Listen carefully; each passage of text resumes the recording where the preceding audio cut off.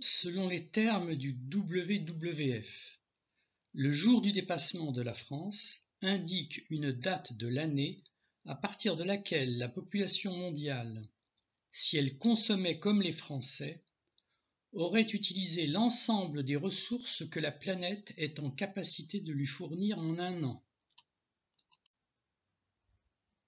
Pour la bonne compréhension de ce qui va suivre, précisons tout d'abord que l'empreinte écologique est la surface nécessaire pour produire les ressources que l'on consomme et pour absorber les déchets que l'on génère. Quant à la biocapacité, elle désigne la capacité d'une zone donnée à produire une offre continue en ressources renouvelables et à absorber les déchets découlant de leur consommation.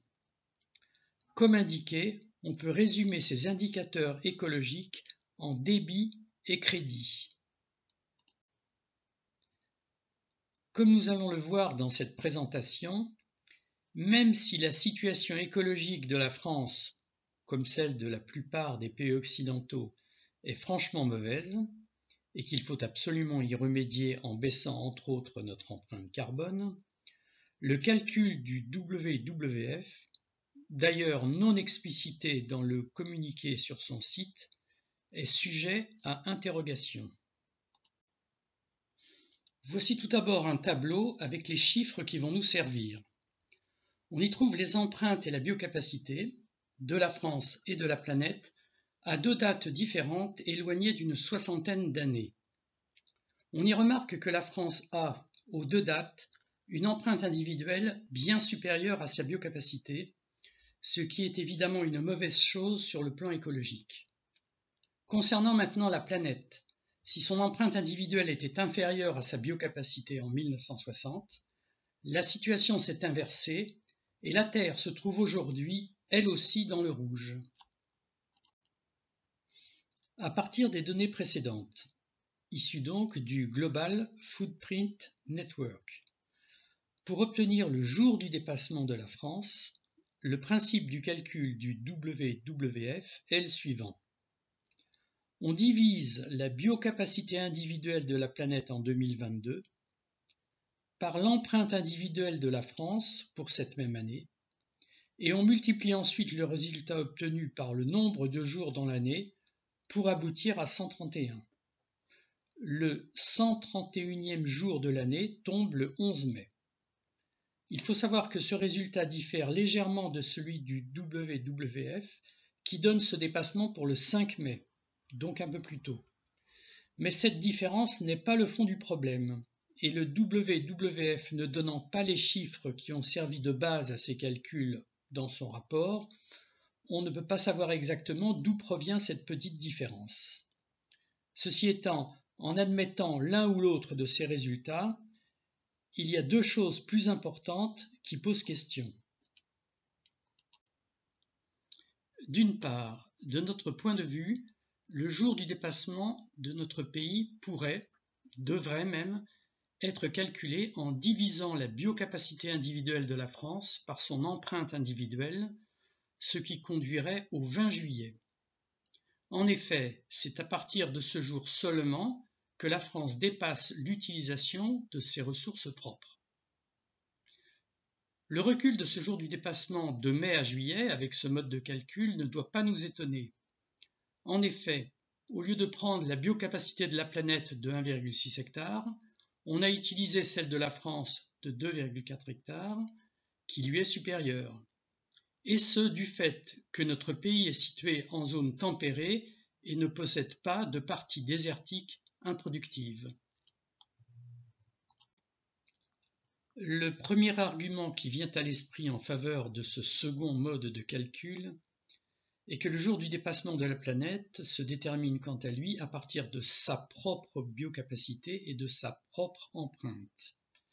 Et donc le jour du dépassement de surfaces ou régions plus petites, à savoir les différents pays qui se trouvent sur Terre, ne devrait pas être calculé différemment, c'est-à-dire comme on l'a vu, en mettant en rapport la biocapacité de la planète et l'empreinte du pays. En fait, le choix du WWF évacue le potentiel écologique naturel des territoires, les bonifications ou détérioration que leurs habitants y ont apportée, ainsi, et peut-être surtout, que les quantités de population qui s'y trouvent. Tous les éléments cités conduisant in fine à la biocapacité individuelle d'un pays. Une justification supplémentaire de ce second mode de calcul est que celui du WWF conduit à certaines aberrations.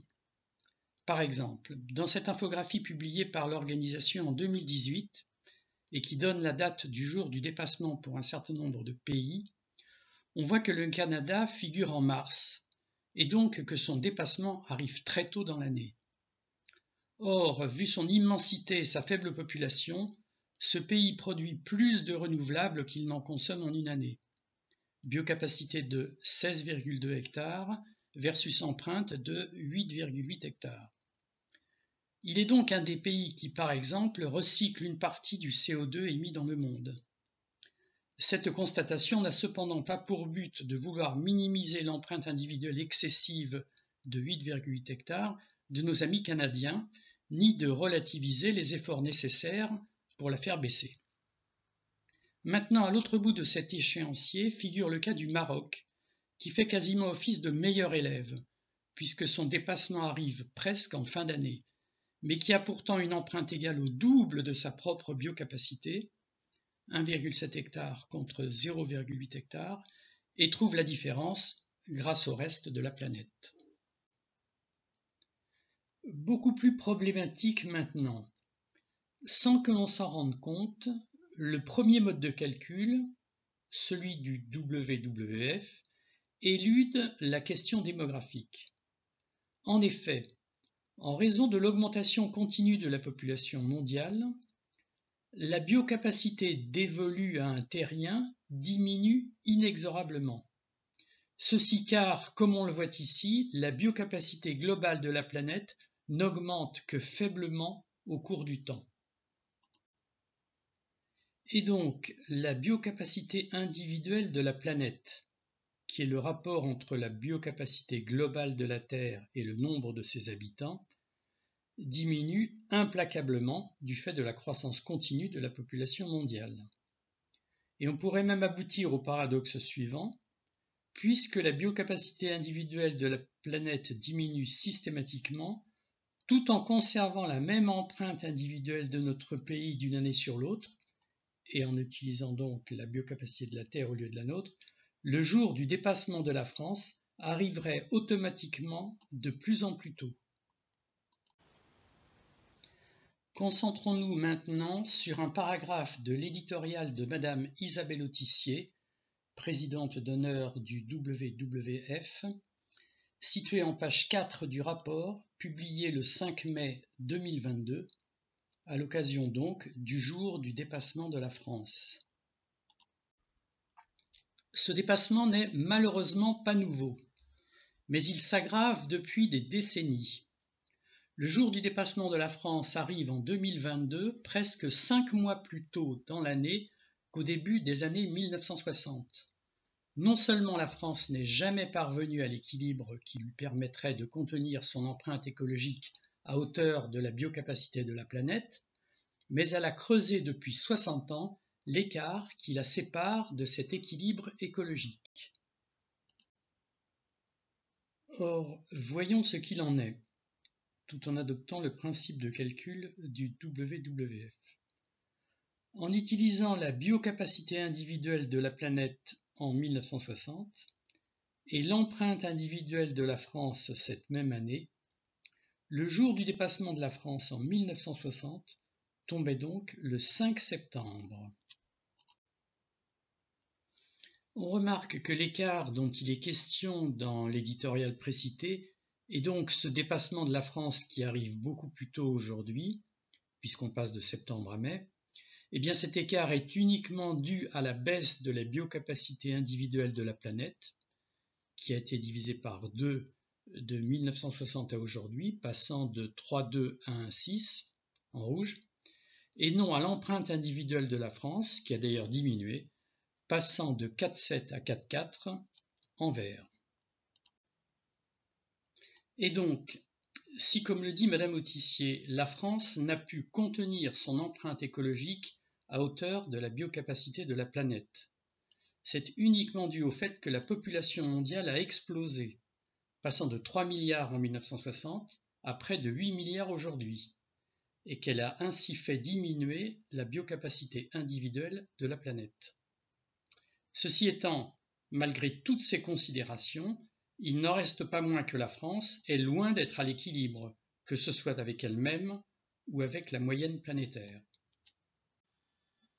Comme on l'a montré, les efforts à fournir, et auxquels nous souscrivons comme précisé au début de cette intervention, sont donc en grande partie motivés par la croissance démographique mondiale. Or, quand on sait que celle-ci devrait encore apporter 3 milliards d'humains supplémentaires sur la planète, on ne peut qu'être préoccupé.